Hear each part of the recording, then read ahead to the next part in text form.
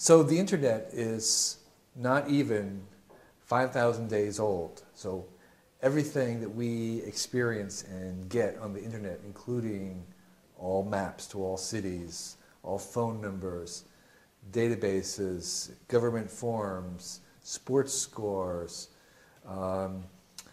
financial information, encyclopedias, newspapers, magazines, everything that we have is delivered to us on the same screen for free, and that all took place in the last 5,000 days. I did some research on what we expected the web and the internet to do 10 years ago when the idea was first coming up. And almost everybody, including Wired magazine, imagined that there would be companies who would be sending information down the pipe to people, and that maybe the revolution might be that instead of being the Fortune 500 media companies making this content, that there might be independent producers making the content, that there might be what we called 500 channels. That was the enlightened revolutionary vision, that there would be 500 channels of content producers. What happened in those 5,000 days, and the only reason we have all this stuff, is mostly because the audience started to create the content. The audience wrote the encyclopedia. The audience posted the sports scores. And that energy from the bottom up is really what has made the internet everything that we know it.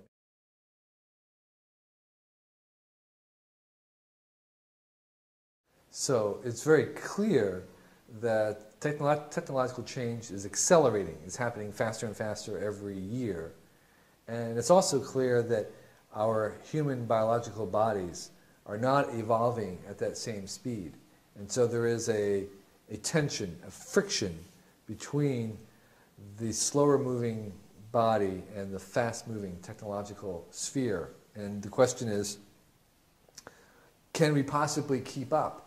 And I think our minds are a lot more adaptable than our bodies, and that all that we need to do is to keep our minds adapted. We don't have to adapt our bodies. We have to just adapt our minds, our identity, our sense of self.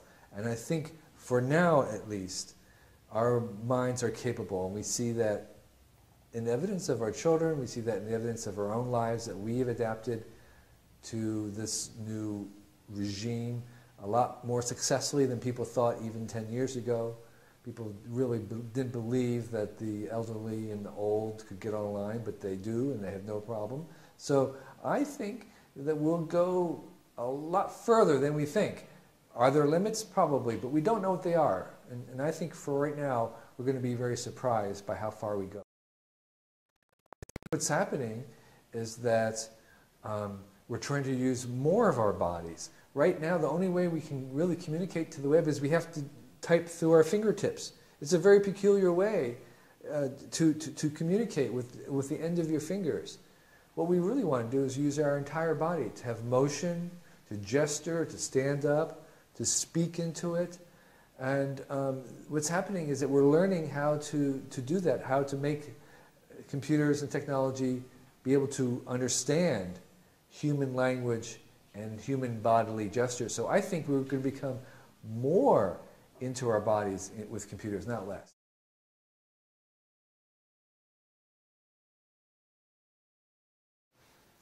It turns out that if you measure how big the network is, the network of all PCs, the network of all cell phones, the network of all PDAs, GPSs, if you take all the network of all the phones and computers in the world, that the number of parts, the little transistors and the links in them, are approximately the same number as the number of neurons and synapses in the brain.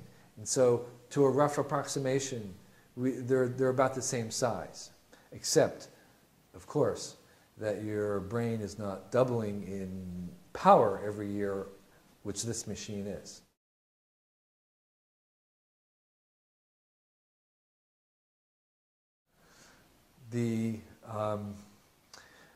as I was, the internet as we know it has been really built by amateurs.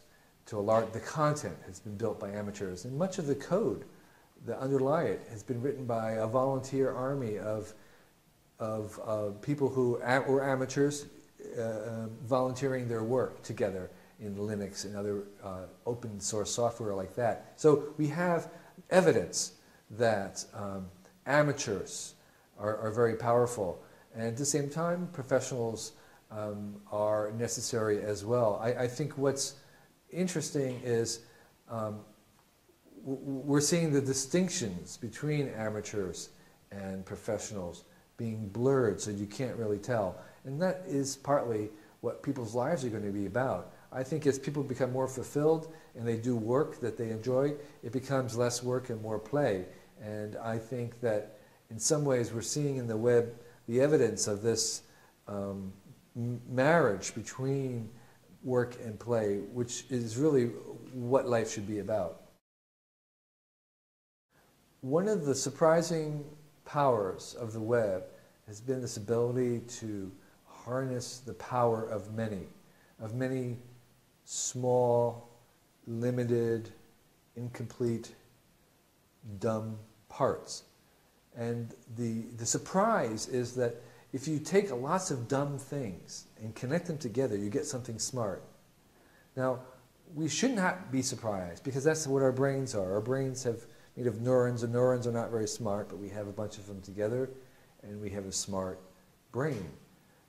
We shouldn't be surprised that with democracy. Democracy, as many of the people who argued against it was those are ignorant people. They aren't as educated and professional as we politicians or kings or royalty are. But yet, if you take lots of dumb people and you connect them together, you can make a democracy work.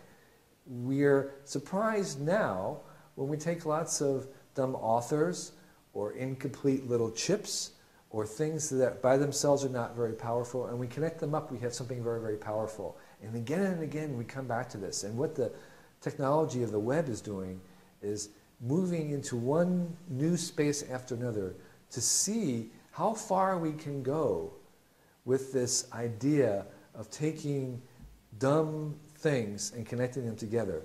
And the answer in most cases is it always goes farther than we thought.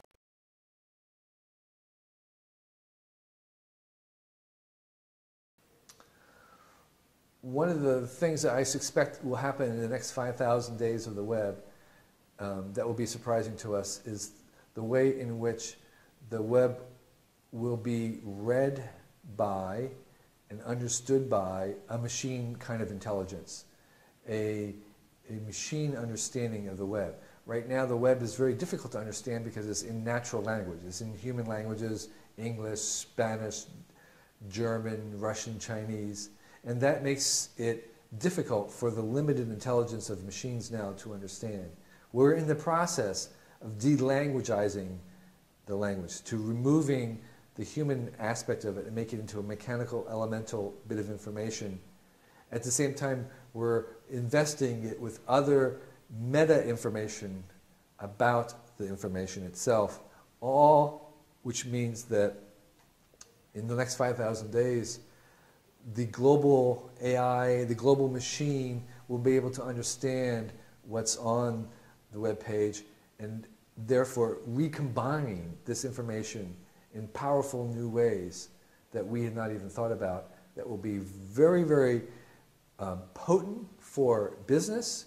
It'll be new media for culture and a new way of doing science.